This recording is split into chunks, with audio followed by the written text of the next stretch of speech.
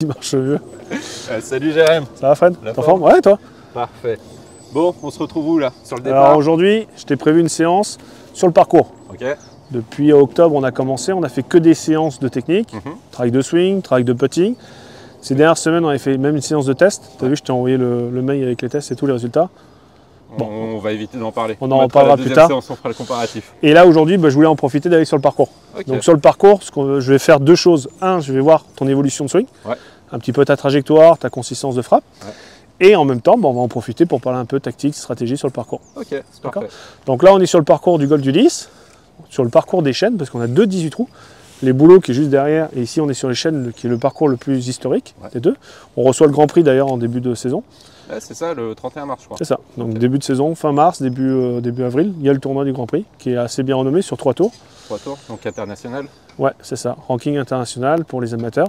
Et généralement, on ne prend pas des index, plus de 3, 4, c'est déjà extrême. Ouais, le cut est vraiment très bas. C'est ça. Okay. Bon, donc là on est sur le parcours, on a une super condition météorologique, un vrai temps d'écossais.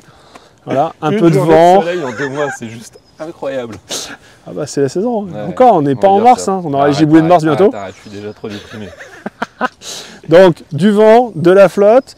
L'avantage qu'on a, c'est que les arbres sont pas encore, ils n'ont pas encore poussé, donc on est tranquille, il n'y a pas de feuilles, donc un peu plus de place. Bon, alors c'est parti, trou numéro 1, on va faire simple, par 4. Grosse hantise pour la plupart des golfeurs sur celui-là, pourquoi? Parce qu'il est très long, il est tout droit, il y a un bunker à droite qui est en jeu pour les petits frappeurs, normalement il n'est pas en jeu pour nous, et ensuite c'est juste une question de dispersion.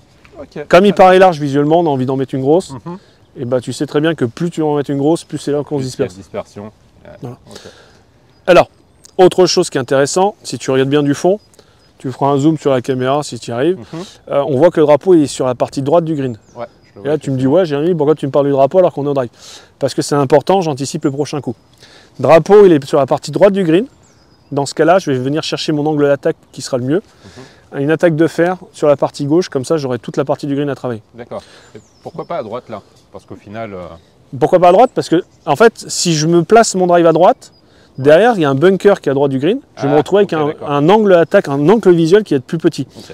Donc, comme c'est un par 4 que je vais en tout cas tenter de toucher en deux, je vais plutôt faire mon drive soit à gauche, soit un petit peu en draw, sur la partie gauche, et comme ça j'aurai un deuxième coup plus safe. Ok, très bien. Donc là, sur la partie du départ, je me suis mis milieu un petit peu à droite pour m'ouvrir à gauche, et ensuite c'est parti. Parfait, il n'y a plus qu'à. Tu vois, je raisonne toujours en fait un coup à l'avance. Bah allez, c'est parti, je te souhaite une bonne partie. Bonne partie à toi aussi.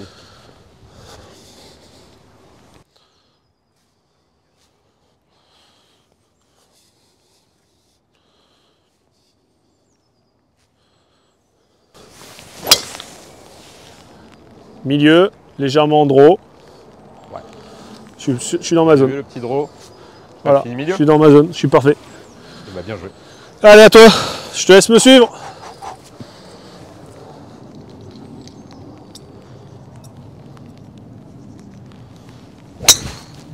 Ouais, super, t'es à gauche, t'es avec moi. Ça reste sur le fairway. Bon, au moins on aura réussi un coup. Bien joué Fred. Allez, c'est parti. Tu as 177 mètres pour le drapeau, sachant que le drapeau est dans le premier tiers du green. Okay. Tu vois, dans l'axe là, drapeau un peu à gauche, il n'y a pas de danger en fait. Tu peux jouer tranquillement. Donc maintenant, il faut que tu prennes la bonne canne, sachant que si tu es un petit peu court, c'est moins grave. Il faut être plus court que... Court, tu auras un chip assez facile en montée. Et si tu es un peu long, tu as un putt avec un plateau derrière qui peut être un peu gênant.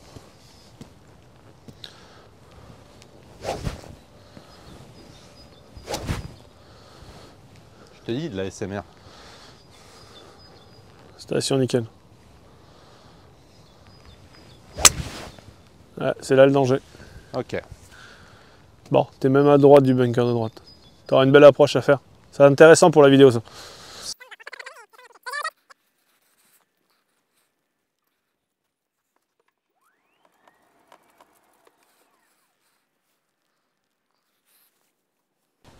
Toi, ils sont te rester à peu près 142 pour le mât. Ok. 142 de mât, tu vois l'angle de jeu que j'ai. C'est intéressant là, non?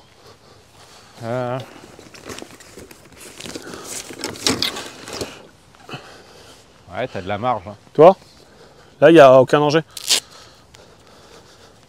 Ouais, Donc en me positionnant à gauche, alors là en plus j'ai pas de chance, je suis pas à plat, je sais pas pourquoi. Allez, c'est parti. Donc j'ai 142 mètres pour le mât, j'ai pris un fer 7. Et donc je ne vais pas jouer le mât, parce que le mât est dangereux. Donc ce que je fais, la stratégie est très simple. Le drapeau est à droite. Ouais. Donc la limite, c'est le drapeau, à droite. Mhm. Le bord du green à gauche, et je coupe en deux. Donc là, tu vois, je vais être sur la démarcation. Allez, avancer, avancer, avancer. Stop, le monsieur avec son parapluie. C'est mon axe là. Très bien. Prends pas de risque. Non, pas du tout. Je me mets en deux sur le green, ça sera bien. Et après, c'est au putting que je fais la différence. C'est parti.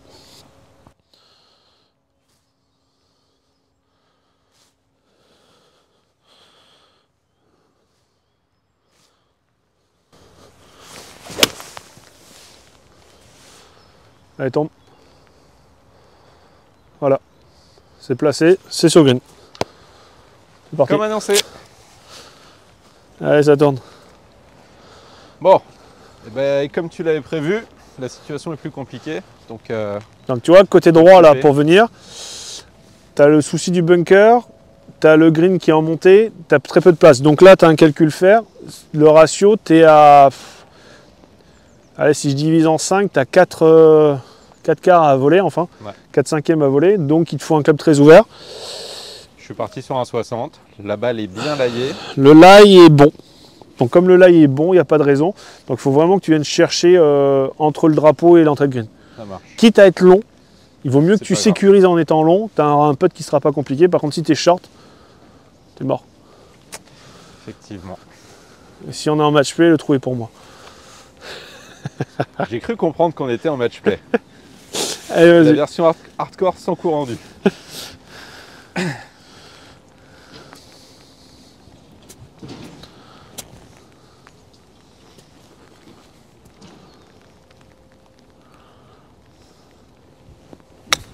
Ok, Ah, c'est le risque.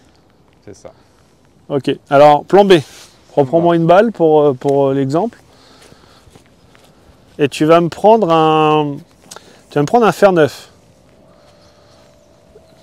Comme ça, c'est l'occasion. Toi, ça, c'est le risque que tu peux avoir avec les sandwichs. Les sandwichs, comme tu as cette conception de bounce, de rebond qui est en dessous, bah, si tu prends un peu avant ou un peu au-dessus, bim, top automatiquement. Mais ça valait le coup de tenter. De toute façon, tu étais en match, tu n'as pas le choix. Donc maintenant, on va jouer sécurité. Ce que tu vas me faire un petit 9, roulé. Et là, tu vas venir chercher un point de chute. Je te montre. La butte. Non, même pas, regarde. Tu vas laisser tomber la balle. Il faut au moins qu'elle atterrisse dans la zone plate qui est là. Donc on évite en plus le bunker, on n'est pas du tout en jeu. Et ensuite, la balle, elle va remonter petit à petit avec le fer 9. Ok. Allez. Trouve la bonne force, le bon point de chute. C'est trop fort. C'est trop fort, mais il n'y a pas de casse du tout.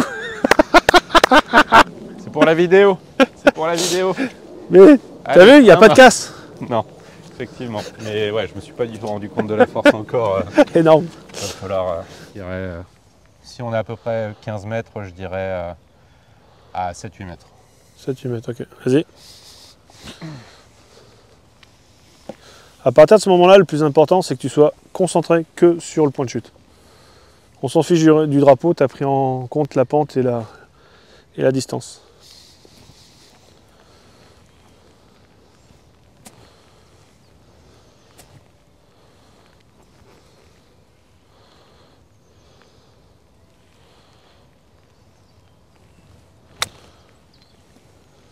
Un petit fois trop fort. Bon allez, pas de pour birdie. Pas de pression, mais un petit peu de pour birdie, ça fait pas de mal. Alors, on va regarder la pente. C'est un peu de gauche-droite, ça penche par là. Donc je vais jouer un tout petit peu au-dessus du trou. À cette distance-là, je vais laisser le drapeau. Parce que comme la balle ne va pas arriver forte, le drapeau ne repoussera pas. J'utilise la ligne. Sur les balles, il y a des lignes. Je m'en sers pour m'aligner. Alors, j'aligne pas la balle sur le trou, mais j'aligne sur mon point de départ, qui est situé un peu à gauche. Et ensuite, sur mon putter, moi, j'ai une ligne sur laquelle je vais mettre le prolongement. Je pense que je suis bien aligné. Maintenant, il faut que je trouve la bonne force.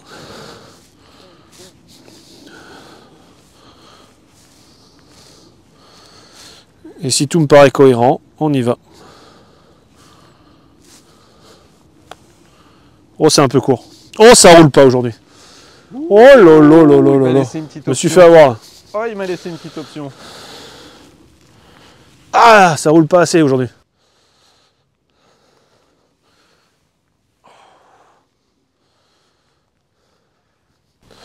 Approche bord de green, peut-être c'est pas une mauvaise idée là. J'ai vraiment pas assez de distance hors et Ouais, le terrain est en je suis bon d'accord état, avec donc pour moi ça reste une bonne option. Un petit droite-gauche. Là ça va juste vraiment être une histoire de...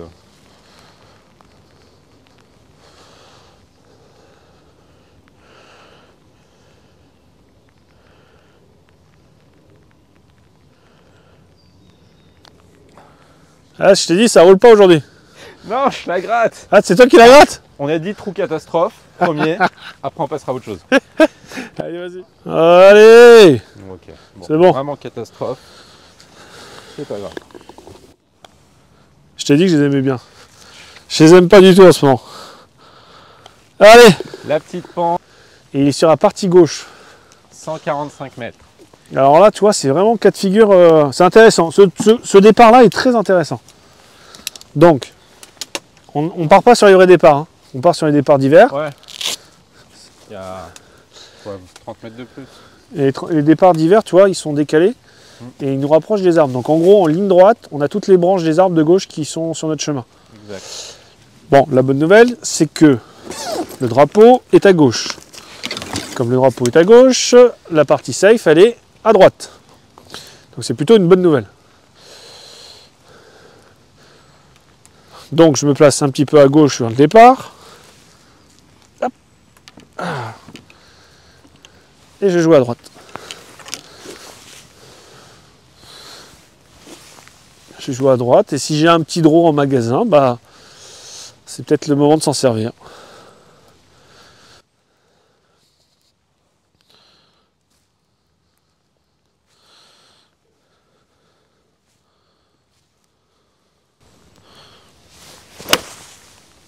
Allez. Allez. Et je crois que tu as même eu un très bon kick. Elle est peut-être dans le trou celle-là. Il y a moyen. Bon, le draw. Non, moi je vais pas me risquer encore. Je vais me mettre un peu plus à droite que toi. Ah, je t'ai montré le chemin. Et je pense que normalement, draw au drapeau, il n'y a pas de branche. Ah, c'est bien fait. Avec du draw en plus. Une petite draw. Allez, deux potentielles balles. C'est beau, c'est beau, c'est beau. Ça fait plaisir. Bien joué Fred. Merci. Bien joué ça. Alors, Tu sais ce qui va se passer? qui est où? Hein? Courtinette. Désolé. Courtinette. Bon, on est loin du trou 1, mais le birdie est en jeu. Allez. Allez. Allez. Ah, c'est bien pété. C'est pas la pire. C'est dommage, c'est pas attaqué, c'est dommage.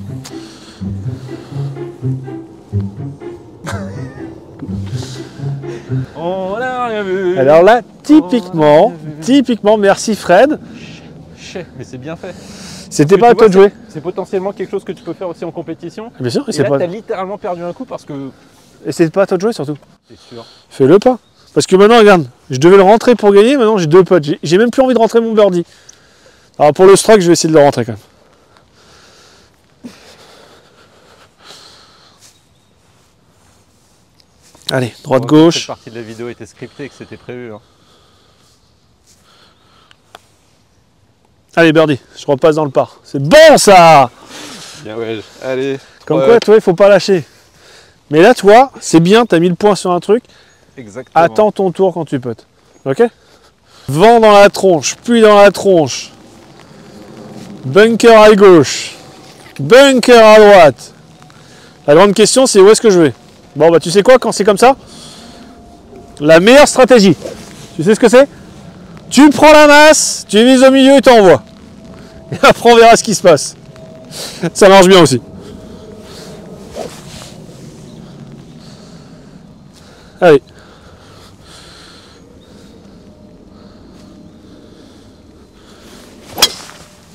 Waouh, j'ai glissé. Ah, Ok, elle est à gauche. Elle est revenue ou pas? Non. Je vais essayer de viser quand même un peu plus à droite. Au bunker d'en face, tu peux y aller. Allez, vole. Vole. Vole. Elle va être courte. Hein. Ah ouais, là, Je pense Fred. qu'elle prend pile Et là, bunker. Fred. Fred. La prépa physique, elle est où là? Drive, Écoutez, je retiens. le bunker est à 200 mètres. Hein. Je me suis dit j'étais large. T'en mets pas. Ouais. Donc, on est passé à retrait la première. Donc, on utilise la règle de la balle provisoire. Striction 2. Donc, la balle ne compte pas tant qu'on ne connaît pas l'histoire finale de la première. Si je la retrouve, elle n'existe pas. Si je la retrouve pas, bah, ça fera un coup joué dans la forêt, un point de pénalité, et donc mon troisième coup que je joue. Ça évite de faire des allers-retours. Allez, c'est parti.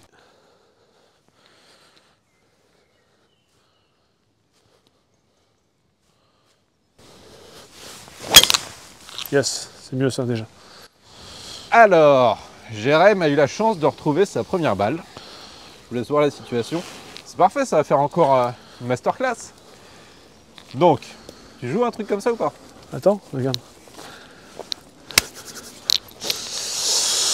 Qu'est-ce que j'ai dans le sac? C'est là que je regrette de ne pas avoir mon club de gaucher. Et là, la pénalité, ça vaut pas le coup? Alors tu vois, là ça me dérange, je peux pas y toucher. J'ai pas le droit de déplacer. Et là, ça pique ça. J'ai une racine.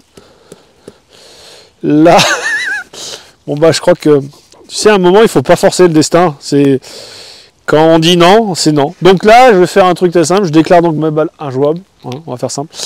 Je prends ma pénalité. J'ai le droit. Alors, je vais choisir l'option retourner au départ et pas intéressante. Reculer dans l'axe, je vais finir dans leur limite. Donc je vais me décaler de 2 longueurs de club. D'accord. Donc là, je prends le club le plus grand de mon sac. Je prends mon driver. Alors j'enlève la chaussette. Ça avait fait polémique il n'y a pas très longtemps sur internet. Sur le tour, il y a un joueur qui a, je citerai pas le nom, qui a droppé. Vraiment sur tout et rien, c'est fou. Hop, donc là, bon, je marque. Je me rapproche pas trop du drapeau, je reste en perpendiculaire. Tac, 1, 2. Et donc ici, j'ai ma zone de drop. Voilà. Donc ça, c'est fait. Ensuite, on va réfléchir un peu. Et donc là, je vais me dropper. Donc le drop, il faut à hauteur de genou, je vais lâcher ma balle, il faut qu'elle tombe entre les deux petits tis et qu'elle reste dans la zone. Et c'est le cas. Donc le drop est validé. Parfait, tu récupères tes tis. Donc là, ça fait un coup pour arriver ici, un drop d'un pénalité. Et donc je vais jouer mon troisième coup. Je ne suis pas encore sorti de l'auberge. La règle numéro 9, prends des pénalités. Donc je n'ai aucune visibilité sur le drapeau. Une toute petite fenêtre. Donc ce que je vais faire, malheureusement, on va pas tenter le diable. Je vais prendre un fer 5 pour pas que ça monte. Je vais prendre cette fenêtre là et je vais me rapprocher. Le laï est comment? Le laï est pas mal.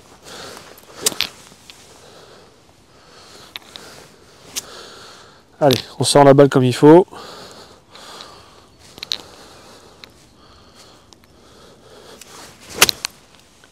Et c'est parti. Ouais, c'est bien fait. Donc là, tu viens de taper. Mon troisième coup. Voilà, voilà. Donc soit je me suis trop moqué de Jérém et de sa situation. Là, t'as pas le choix. Hein. Ça va soit, être pitch ou 9, max. Mauvaise action. Tu grippes un peu court. Tu gardes bien ta position à droite. Tu te sors. Pas grand chose à faire. Hein. Allez, c'est parti. Allez, pas d'hésitation, un petit coup sec. Il faut que ça sorte de là. Allez, traverse bien, finis bien ton geste.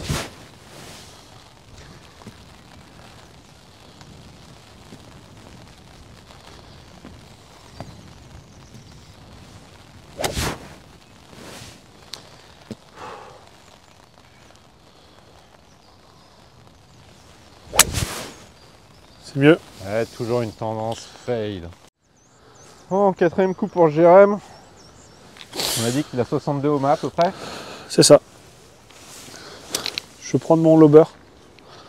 Ok, donc 62, drapeau entrée de green. Pas beaucoup de place pour travailler, donc j'ai pris un club ouvert. Difficulté, le terrain il descend légèrement en avant, donc je mets les épaules et je swing vers la pente. Alors ce qui fait que j'ai 58 degrés, mais comme je vais être un peu en avant, bah, finalement ma face de club va se légèrement fermer, donc je vais être plutôt sur un 56 degrés. Allez.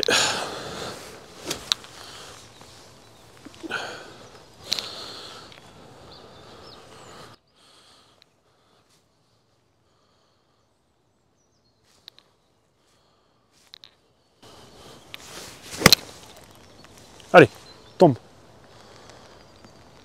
Le trou. Elle n'est pas tombée loin celle-là. Je sais pas si ça se voit, mais j'étais vraiment serein. Ça n'a pas bougé. Donc alors, il y a le talent, il y a le manque de chance, il y a le karma et il y a les trous où on peut rien y faire. Bon. Configuration, tu vois les branches, elles n'existent pas. Ouais. Tu joues pour tomber juste derrière le bunker entrée de green, donc le club qu'il faudra, sandwich ou pitch que tu veux, et pourvu que ça passe au mieux.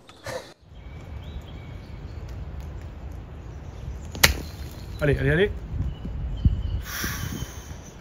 C'est bien joué, ça passe. T'es pas dans le bunker, t'es juste entrée de green. Bravo. Manquait un mètre. Bien joué. Merci. Bien tenté, monsieur.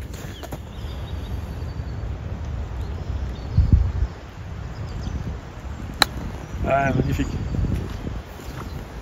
Alors là, c'est important. Là, je suis sûr qu'il y en a qui vont poser la question.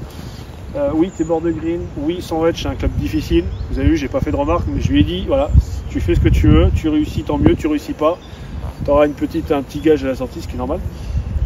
Pourquoi? Parce que bord de green, on pourrait se dire putter facile. Pitch, faire neuf, rouler facile. Mais la priorité, c'est d'abord que tu joues le tu le sens bien. Le truc que tu sens bien. Bah oui, tu le sens bien. Parce que s'il s'entraîne tout le temps avec son sandwich et qu'il maîtrise son sandwich, c'est pas le moment de changer les plans. Autant jouer ce qu'il faut faire d'habitude. Par contre, si d'habitude il s'entraîne pas avec son sandwich, il le sort jamais, et là il me sort le sandwich juste pour la caméra, et là c'est catastrophe là. On n'était pas sur ça. Va. On est d'accord? On est d'accord. Donc là c'est un joli coup. Bravo. Merci. Le pire dans tout ça, c'est que si tu la rentres, tu prends le trou. Et moi je suis en train de me battre pour faire square sur le trou.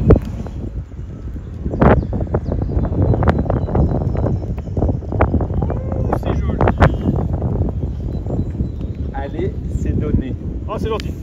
Merci. Allez, c'est donné.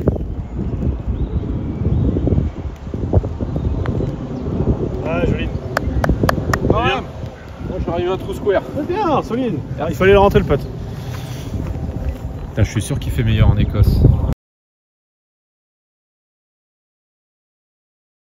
Je te propose qu'on commence le débrief de manière simple. D'abord toi, tes impressions, alors, ton ressenti, et ensuite moi je te dirai donc ma part. on avait prévu de faire un cours en allant sur le parcours, et donc on s'est dit qu'on partait sur un petit match play. Et le petit détail, c'est que je suis arrivé directement sur le parcours, il n'y a pas eu d'échauffement. Donc ça, c'est un raté de ma part. J'ai pas eu le temps de passer au practice, pas d'approche, pas de putting, rien. À ça, on peut rajouter un temps qui était pas forcément des plus favorables. Il a fait froid, on a eu du vent, il a plu. Et peut-être qu'il y a eu une petite pression dans le genre match play où je me suis dit, allez, ça serait bien d'arriver à... On a mis un peu de challenge là-dedans. C'est un ensemble de choses. Je suis globalement content de certains coups, mais j'ai perdu complètement mon petit jeu aujourd'hui. C'est ça qui m'a mis le plus dedans. Je suis compté un peu dessus. Après, le fait que je perde, c'est pas du tout un souci. Même plutôt cohérent. Mais j'espérais produire quelque chose d'un peu plus simple. En termes de qualité de long jeu, driving et long fer, t'en as pensé quoi? C'était un bon 50-50 quoi. Ouais. J'ai eu des drives qui étaient pistes, ok. Autant j'ai eu des bois 3 qui bien touchés, mais en slice et qui me mettent dans des situations assez désagréables. On a pu le voir, je me tape des arbres, des bunkers limites, voilà. Est-ce qu'il y a eu selon toi, que ce soit dans tes bons coups ou dans tes mauvais coups, une tendance actuelle de la journée? Je me suis senti assez crispé, sans doute par rapport au froid, par rapport au fait que c'était humide, c'était mouillé, donc tu as une tendance à vouloir serrer plus ton grip. Et je pense que ça a pousser certains coups à moins bien passer. Bien sûr. Donc beaucoup moins de fluidité d'une manière générale sur Et après, c'était plus du ressenti, et je pense que peut-être un peu de fatigue générale. Voilà, c'était pas la partie pour scorer, je m'en suis rendu compte, et je l'accepte. Et concernant le petit jeu? Ça a été compliqué, hein. J'ai dû réussir 2 approches sur 10, un truc dans le genre. Et il y en a vraiment pas eu beaucoup. Au début, j'ai topé. Après, mes estimations, il y en a une ou deux, c'était ok. Mais soit j'ai pas pris les bons clubs, soit il n'y avait pas la bonne intensité. Voilà. Ok. Vraiment pas quelque chose de super positif pour moi aujourd'hui. Bon. Mais après, je trouve que c'est une bonne chose parce que j'étais dans une phase où je trouvais que mon jeu s'améliorait correctement, bien. J'ai vraiment pas mal de réussite dernièrement.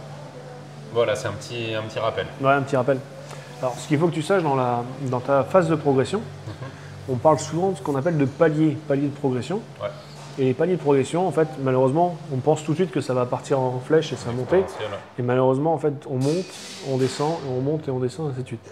Et parfois, la descente, en tout cas, quand on a l'impression que ça descend beaucoup, ça ne descend pas de beaucoup. Mais comme tu as un niveau d'exigence qui est supérieur par rapport à avant, quand tu te satisfais, tu ne peux plus te satisfaire d'un certain niveau que tu as. Donc tu t'attends toujours à mieux. Le golf, c'est un sport qui est très difficile, il faut toujours revenir sur une vraie réalité. C'est que oui, vous êtes capable de faire des choses exceptionnelles, mais ce que vous faites, c'est un coup sur 100. Et que la plupart, ça sera des coups moyens. Et ces coups moyens, il va falloir les digérer.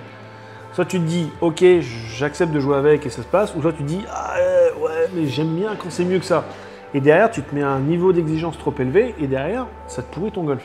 On est bien d'accord. Donc il faut trouver justement l'équilibre entre tout ça. Alors moi, j'ai un système qui est assez simple, c'est un système d'auto-évaluation. Ouais.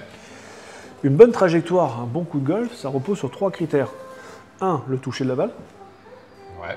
Donc le contact, le bruit, le décollage. 2, la direction. Et 3, la distance que je produis.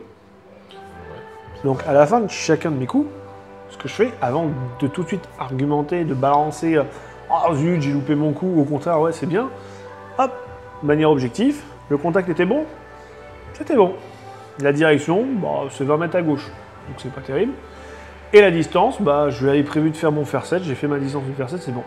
2 sur 3 c'est au-dessus de la moyenne, donc c'est un coup correct. Voilà. Donc l'idée, c'est vraiment de chercher à avoir le positif, ça. même dans un coup où tu estimes que tu n'as pas produit ce que tu aurais voulu. C'est pas forcément du positif, parce que tu sais que être positif, c'est quelque chose de bien pour la vie. Ouais. Mais il faut pas non plus se mentir. Non. Il faut être réaliste. D'accord? Donc, juste 2 sur 3, c'est pas parfait, mais c'est bien. 3 sur 3, c'est excellent. Et par contre, là, t'as réussi ton coup. tu dois le dire que c'est excellent. Alors ça, par contre, je me force à le dire. Non, mais c'est même pas je me force, c'est je le dis. Alors maintenant, j'ai mis un contrat avec pas mal d'élèves. Ouais. Chez les contrats, c'est si tu râles quand tu fais un mauvais coup, en contrepartie, tu dois exploser de joie quand tu fais un excellent coup. Ouais, mais alors ça, c'est les extrêmes, ça marche pas les extrêmes. Eh ouais, mais bon, Tu le sais. tu dois équilibrer. Dans ce cas-là, si tu veux pas exploser de joie parce que tu es gêné par rapport aux autres de ton exploit, dans ce cas-là, tu n'as pas le droit de râler quand tu fais des mauvais coups. Ouais, d'accord. Tu équilibres la donne. Donc moi, j'évalue chacun de mes coups, et cette évaluation va me permettre de manière objective de me dire ça c'est bien, ça c'est moyen, ça c'est super, ou ça c'est pas terrible. Il faut que j'améliore. Si tu n'as pas ce barème en tête de dire je suis capable de m'auto-évaluer, derrière tu vas te balancer des affirmations, c'est super, c'est pas bien, alors qu'il n'y a aucune affirmation. Je prends un exemple tout bête. Ça, je suis sûr que c'est arrivé à la plupart des gens qui vont te regarder. C'est le gros top qui résonne dans les bras, qui remonte et qui est insupportable. Ouais. Mais bilan des courses, la balle toute droite, qui roule et qui finit au drapeau. On est bien d'accord, le mauvais coup. Et là, on dit souvent c'est le coup commercial, c'est pas beau, mais c'est efficace. Et bien, bilan des courses, si je reprends ça, le contact était pourri, la distance a été bonne et la direction était bonne. Donc, on est encore une fois sur un 2 sur 3. Donc, conclusion, on est bien. Pourtant, ce coup-là, tous les golfeurs que je connais se disent c'est une catastrophe, c'est un coup de chance. Alors qu'à la sortie, ça reste du 2 sur 3, donc c'est un bon coup. Donc, apprendre à t'auto-évaluer, c'est une chose importante pour ta progression. Ok? Bon, maintenant, si on débriefe un peu le résultat, donc moi, écoute, contrairement à toi, je suis plutôt assez positif sur beaucoup de choses. Ok. Le swing, alors, ce que je t'expliquais une fois, c'est que tout le travail technique qu'on met en place a 3 phases de validation, d'acceptation, d'acquisition. Première étape, en practice. Ouais. Tu apprends quelque chose de nouveau, il faut le répéter, il faut faire des gammes pour que ça rentre. Première étape. Deuxième étape, le parcours. Très difficile de passer du practice au parcours. Parce que tu n'as plus un saut de balle, tu n'as plus qu'une seule balle. Bien Ça d'accord. compte pour de vrai. Tu joues pas sur un tapis, tu joues sur du gazon. Tu joues pas forcément les pieds à plat. Donc tout ça, il faut apprendre à le gérer. Un enjeu. Et la troisième étape qui est très difficile à gérer, c'est les compétitions. Ouais. Parce que là, tu es évalué. Ouais. Là, tu vas te juger sur ton score. D'ailleurs, ça arrive dans pas longtemps, ça. Ça arrive dans pas longtemps, donc toi, c'est un bon test pour voir si tu te prépares comme il faut. Et là, ce que je suis en train de voir, c'est que ce qu'on a mis en place en cours, au practice, il y a des choses que je n'ai plus vues depuis quelques semaines, Ok. que je viens de revoir aujourd'hui sur le parcours. Et que tu expliques comment. Donc Ah, là, tu j'explique parles comment. de... Bah, j'explique comment de manière très simple. C'est parce que il y a tes habitudes qui sont ancrées en toi, Ouais. qui veulent revenir dans des situations où tu te retrouves en difficulté. Donc, tu es en train de... On parle de zone de confort, que j'essaie de reprendre des vieilles habitudes. Tout simplement, ton corps va revenir sur des habitudes, Ok. ton swing a enregistré des centaines de swings, et à un moment, tu te retrouves dans des situations délicates. Au lieu de lâcher prise et d'accepter la nouveauté, paf, tout de suite, mode défensif, et je reviens dans ce que je faisais avant. Ok. Je prends un exemple tout simple. Sur le départ du trou numéro 2, tu avais un drive à placer. Ouais. Tout de suite, Ah oui. tu n'étais pas en confiance, il y a eu un truc qui n'allait pas. Boum, tout de suite, tu as rétracté ton swing comme avant. Avec Tu as les ramené tes bras à gauche. Boum, la balle est partie à gauche, perdue. Ouais. Ouais. Alors qu'on a bossé la sortie, on a bossé la traversée, le chemin de club. Et bien là, à ce moment-là, fini, panique à bord, on oublie tout. Alors, ça, c'est si tu as l'information, parce que je pense que ça peut intéresser beaucoup de gens. Quand tu joues une partie pas importante, tu vas arriver à mettre tout ça en place. Dès qu'il y a un enjeu, et je vais essayer de retourner dans cette zone de confort à la con qui me dit et ça marche pas. La finalité, c'est que ça marche pas. Qu'est-ce qui permet à quelqu'un d'arriver à mettre en place ce qu'il a travaillé aussi longtemps pendant plusieurs mois et à le mettre en pratique et à se dire c'est bon, je sais le faire, j'ai confiance en moi, tu as juste à le reproduire. Et non, ton cerveau il shift et il dit à un moment franchement, refais l'ancienne version, c'était complètement nul, mais sur un malentendu, ça peut passer. Alors, tu n'as pas beaucoup d'outils à dispo. Ouais, Le meilleur outil que tu as à disponibilité, c'est ta routine. donc c'est la routine. C'est la routine. Et l'avantage que tu as dans ta routine, dans la routine, tu as ce qu'on appelle le swing d'essai, que beaucoup de personnes font. On en a un peu parlé pendant les cours. Ouais. Mais le swing d'essai, généralement, les gens le font n'importe comment. C'est-à-dire, ils font juste un swing sans se prendre de prise de tête. Et il y a de la fluidité, il y a du relâchement, mais il n'y a pas de construction dans le swing d'essai. Ouais. Ce qu'il faut, c'est que quand tu bosses sur quelque chose de technique, et que tu as besoin que ça rentre, bah, en fait, comme tu ne peux pas faire de gamme sur le parcours, ce que tu vas faire, c'est que tu vas faire des swings d'essai avec l'exercice. Et comme ça, tu vas conditionner en fait ton swing. On a une capacité qui est assez intéressante, c'est que tout ce que tu produis reste environ en mémoire une dizaine de secondes dans le corps. Donc si tu fais un swing d'essai avec par exemple, je travaille ma sortie de club, je vais chercher un petit point devant, tu sais, je vais chercher le passage. Si tu te focuses là-dessus dans ton swing d'essai, sans y réfléchir, dans les 10 secondes qui vont suivre, tu as des chances que ton corps produise la même chose. D'accord.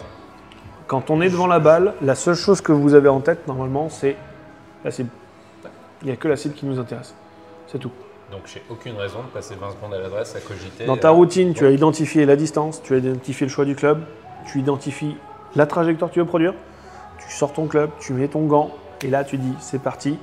Communication, je transmets la sensation que je veux, donc je suis sur un exercice en ce moment, bam, je transfère la sensation. Ouais.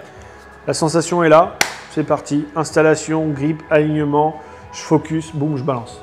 Ok. Ça va très très vite. De toute façon, tu regardes à la télévision, à part quelques joueurs qui sont un peu longs devant la balle, globalement tous les joueurs sont rapides. Je me rends compte.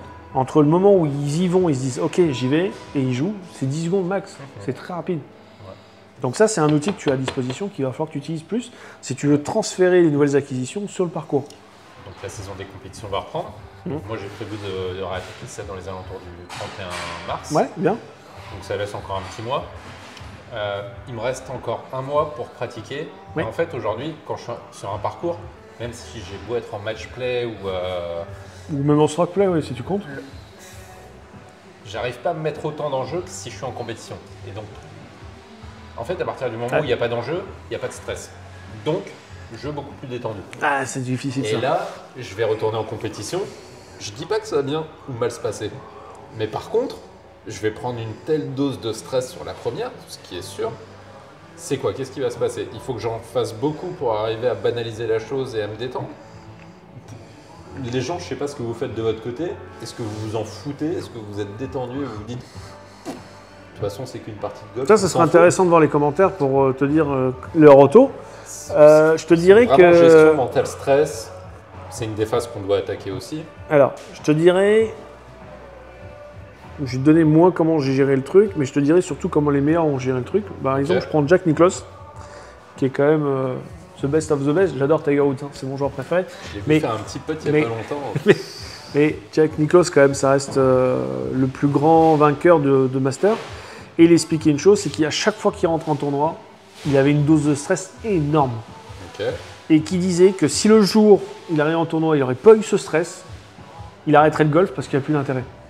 On est d'accord, le stress veut dire que ça t'importe. Ça te stimule, ça veut dire qu'il y a un enjeu. Ok, stimulé. Quand tu arrives en tournoi et que tu as du stress, il ne faut pas subir le stress négatif en se disant « Ah, c'est une catastrophe, je ne vais pas y arriver et tout ». Au contraire, s'il y a du stress, ça veut dire que ce que tu es en train de faire a de l'importance pour toi. C'est ça, D'accord? Parce que le stress, c'est que de l'émotion. Hein. C'est qu'une émotion que tu génères. exact. D'accord? Parce que de ta compétition au lendemain à une partie amicale, le même parcours, même conditions, même journée, la seule différence qui change, c'est le stress que tu génères, tout simplement parce que le cadre est officiel et c'est une compétition. C'est ça. Mais si tu enlèves le mot compétition, tu n'as pas besoin de mettre de stress. D'accord? Par exemple, tout à l'heure sur le parcours, tu te mets un peu de stress parce qu'il y a un match play entre toi et moi. Ouais. Mais si on enlève le match play, il n'y a plus de stress. Peut-être Donc que le j'aurais stress, joué, c'est toi qui le effectivement, génères. détendu. Tant que tu génères du stress, Mhm. ça veut dire que c'est important. Donc si c'est important, tu es capable de te dépasser. Mais il ne faut pas non plus inverser le stress pour que ça devienne écrasant et que ça te freine dans ta progression. Donc il faut arriver à jongler le truc, que ça devienne un moment d'excitation. C'est ça. Au contraire, tu sors du tournoi, tu as bien joué, mais tu as une adrénaline qui monte, tu es heureux comme tout. Parce que tu sais que tu as dépassé tes limites, tu as fait quelque chose de magnifique. Donc il faut que tu apprennes dans ton entraînement à te mettre cette dose de stress qui sera jamais identique, mais il faut que tu arrives à te mettre Donc, cette zone de stress dans laquelle ça va te stimuler et t'habituer à justement sortir. Qu'est-ce qui te stimule dans la vie, toi? la compétition. Toi, c'est la compétition? Je suis grand compétiteur. T'es moi. compétiteur? Dès Toi, que tu je- faisais des arts martiaux avant? Dès que j'ai la possibilité de me confronter à quelqu'un, non pas pour gagner, mais surtout pour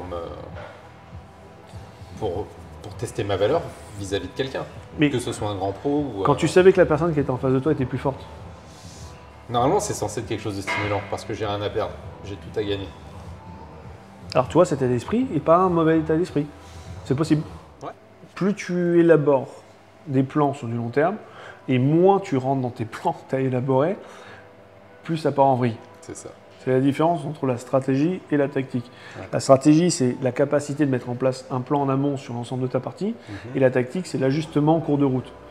Si tu décides que sur le trou numéro 1, tu vas faire part, parce que c'est pas un trou forcément compliqué, et que tu arrives, tu te prends un double dans la tronche d'entrée de jeu, tu l'as pas vu venir.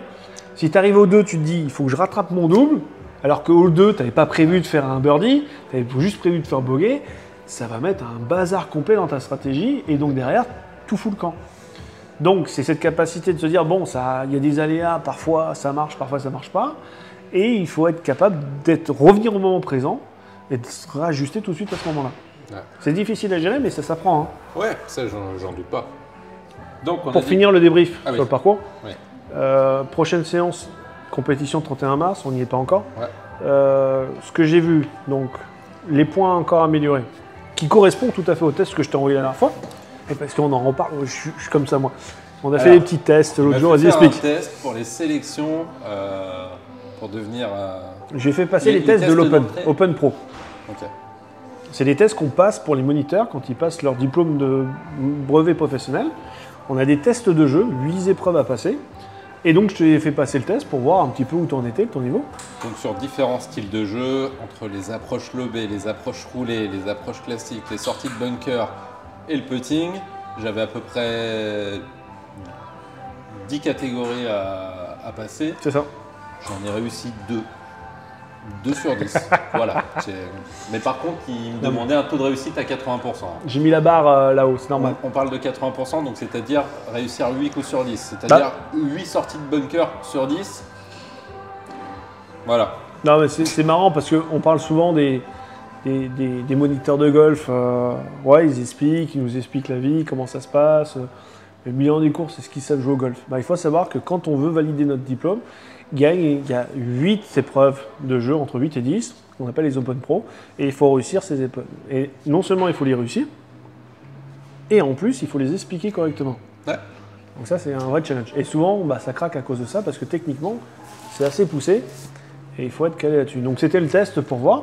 Et donc, pour moi, le programme, de notre mois qui nous reste, c'est, on l'a vu tout à l'heure sur le parcours, c'est optimiser ton petit jeu.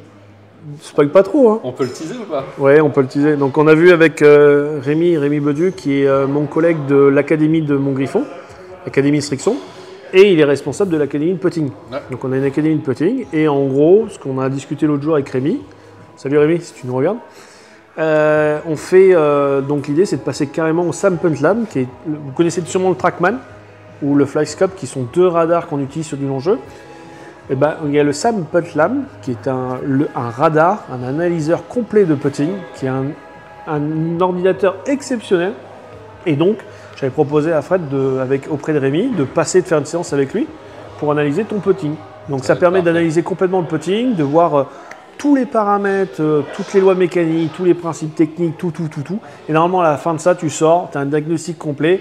Et après, bah, soit tu te reprends les choses en main et tu remontes la côte. Il y a même une histoire de bandeau mental qui permet d'analyser le cerveau. Ah, là, Rémi, il a vraiment un équipement assez pointu.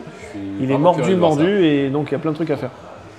Et bah, je crois qu'on a dit beaucoup de choses. Ouais, bon, maintenant, à vous de filtrer. Salut Fred, merci pour tout. Merci à toi. Ciao, salut.